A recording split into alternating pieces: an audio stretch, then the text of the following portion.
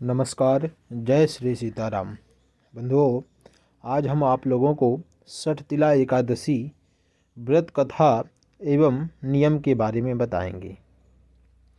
माघ माह के कृष्ण पक्ष में आने वाली इस एकादशी को सठतिला एकादशी कहा जाता है। इसमें तिल स्नान, तिल का उबटन, तिल का हवन, तिल का तर्पण और तिल का भोजन और तिलों का दान, यह मिलाकर 6 प्रयोग इस व्रत में बताए गए हैं। इनके प्रयोग के कारण यह सठतिला एकादशी कहलाती है। इस व्रत के करने से अनेक प्रकार के पाप नष्ट हो जाते हैं। अब हम आप लोगों को सठतिला एकादशी के महात्म्य के बारे में बताएंगे।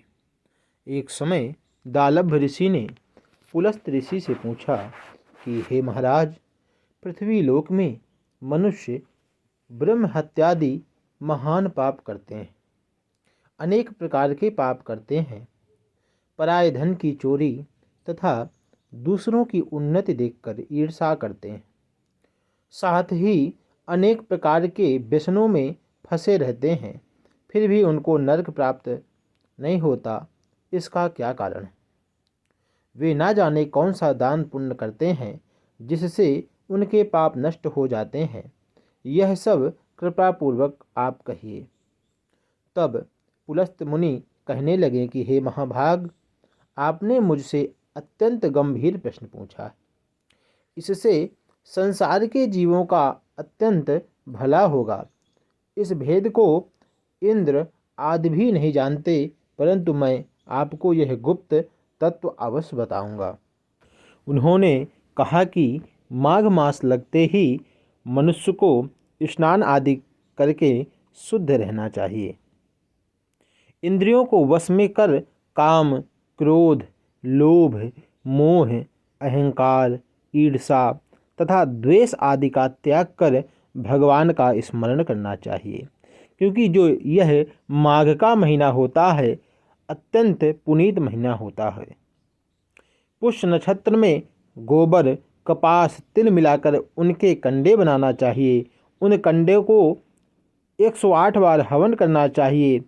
उस दिन मूल नक्षत्र हो और एकादशी तिथि हो तो अच्छे पुण्य देने वाले नियमों को ग्रहण करें। स्नानादि से क्रिया से निवृत्त होकर सब देवताओं को देवश्री भगवान का पूजन करें और एकादशी व्रत धारण करें। रात्रि को जागरण करना चाहिए और उसके दूसरे दिन धूप, दीप, नैवेद्य आदि से भगवान श्री लक्ष्मी नारायण का पूजन करके खिचड़ी का भोग लगाएं। तत्पश्चात पेठा, नारियल, सीताफल या सुपारी का अर्घ देकर स्तुति करनी चाहिए और कहना चाहिए कि हे भगवान, आप दीनों को शरण देने वाले हैं। इस संसार सागर में फंसे हुए जीवों का उद्धार करने वाले हैं। हे पुंडरीकाक्ष, हे जनार्दन, हे विश्वभावन, हे परमात्मन, हे पूर्वज, हे जगतपते, आप लक्ष्मी जी सहित इस तुच्छ का अर्घ ग्रहण करें। इस प्रकार भगवान को अर्घ समर्पित करना चाहिए, अर्घ देना चाहिए। इसके पश्चात जल से भरा कुंभ अर्थात घड़ा ब्राह्मण को दान करना चाहिए तथा ब्राह्मण को श्यामा गौ और तिल पात्र देना भी उत्तम बताया गया है। तिल स्नान और भोजन दोनों ही श्रेष्ठ है। इस प्रकार जो मनुष्य जितने तिलों का दान करता है उतने ही 1000 वर्ष स्वर्ग में वास करता है। इतना कहकर पुलस्त ऋषि कहने लगे कि अब मैं तुमसे इस एकादशी की कथा कहता हूँ। एक समय नारद जी ने भगवान श्री विष्णु से यही प्रश्न किया था और भगवान ने जो सठतिला एकादशी का महात्म्य नारद जी से कहा सो मैं तुमसे कहता हूँ। भगवान ने नारद जी से कहा कि हे नारद, मैं तुमसे सत्य घटना कहता हूँ, ध्यानपूर्वक सुनो। प्राचीन काल में मृत्युलोक में एक ब्राह्मणी रहती थी। वह सदैव व्रत किया करती थी। एक समय वह 1 मास तक व्रत करती रही। इससे उसका शरीर अत्यंत दुर्बल हो गया। यद्यपि वह अत्यंत बुद्धिमान थी, तथापि उसने कभी देवताओं या ब्राह्मणों के निमित्त अन्न या धन का दान नहीं किया था। इससे मैंने सोचा कि ब्राह्मणी ने व्रत आदि से अपना शरीर शुद्ध कर लिया है, अब इसे विष्णु लोक तो मिल ही जाएगा, परंतु इसने कभी अन्न का दान नहीं किया, इससे इसकी तृप्ति होना कठिन है। भगवान ने आगे कहा कि ऐसा सोचकर मैं भिखारी के वेश में मृत्यलोक में उस ब्राह्मणी के पास गया और उससे भिक्षा मांगी। तो वह ब्राह्मणी बोली, महाराज किस ले आए हो? मैंने कहा, मुझे भिक्षा चाहिए। इस पर उसने एक मिट्टी का ढेला मेरे भिक्षा पात्र में डाल दिया। मैं उसे लेकर स्वर्ग में लौट आया। कुछ समय बाद ब्राह्मणी भी शरीर त्याग कर स्वर्ग में आ गई। उस ब्राह्मणी को मिट्टी का दान करने से स्वर्ग में सुंदर महल मिला, परंतु उसने अपने घर को अन्नादि सब सामग्रियों से सून पाया। घबरा कर वह मेरे पास आई और कहने लगी कि हे भगवान, मैंने अनेक व्रत आदि से आपकी पूजा की, परंतु फिर भी मेरा घर अन्नादि सब वस्तुओं से सून है, इसका क्या कारण है? इस पर मैंने कहा, पहले तुम अपने घर जाओ, देव स्त्रियाँ आएंगी तुम्हें देखने के लिए। पहले उनसे 60 तिला एकादशी का पुण्य और विधि सुन लो, तब द्वार खोलना। मेरे ऐसे वचन सुनकर वह अपने घर गई। वह देव स्त्रियाँ आईं और द्वार खोलने को कहा तो ब्राह्मणी बोली, आप मुझे देखने आई हैं तो 60 तिला एकादशी का माहात्म्य मुझसे कहो। उनमें से एक देव स्त्री कहने लगी कि मैं कहती हूँ।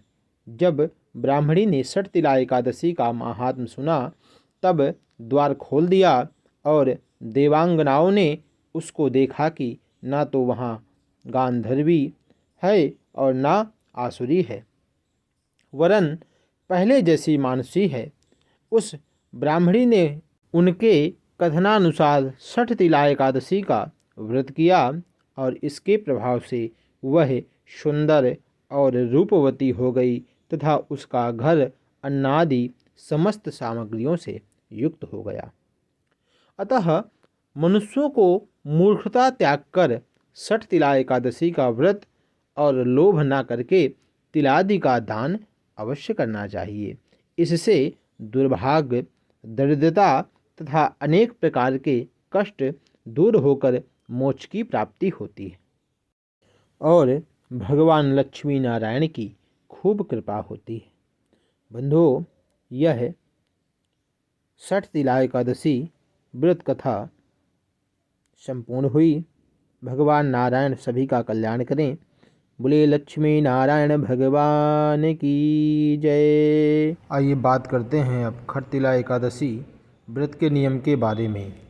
इस व्रत के नियम दशमी की रात से शुरू हो जाते हैं, जिनका पालन द्वादशी के दिन व्रत पारण के समय तक करना जरूरी होता है।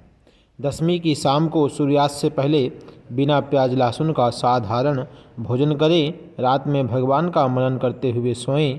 अगर जमीन पर बिस्तर लगाकर सो सकें तो बहुत उत्तम होगा। सुबह उठने के बाद स्नान आदि से निवृत्त होने के बाद भगवान के समक्ष एकादशी व्रत का संकल्प लें और उनका विधि विधान से पूजन करें। पूजन के दौरान 60 तिला एकादशी व्रत कथा भी जरूर पढ़ें। संभव हो तो दिन भर निराहार रहें और शाम के समय फलाहार लें। ब्रह्मचर्य का पालन करें और किसी के बारे में गलत विचार न लाएं, ना ही किसी की चुगली करें। बस मन में प्रभु के नाम का जाप करें। ज़्यादा से ज़्यादा भगवान के नाम के जाप को महत्व देना चाहिए। दूसरे दिन द्वादशी पर स्नान आदि के बाद भगवान का पूजन करें और किसी ब्राह्मण को भोजन कराएं और सामर्थ्य के अनुसार दान करें।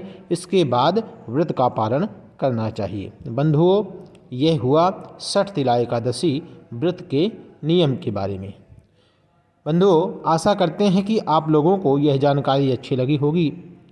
आप लोगों से निवेदन है कि हमारे चैनल को लाइक, शेयर, सब्सक्राइब अवश्य करें, जिससे आने वाली सभी वीडियो आप लोगों तक शीघ्र अतिशीघ्र पहुंच सके। साथ ही साथ बेल आइकन को जरूर दबाएं। जय श्री सीताराम। हर हर महादेव।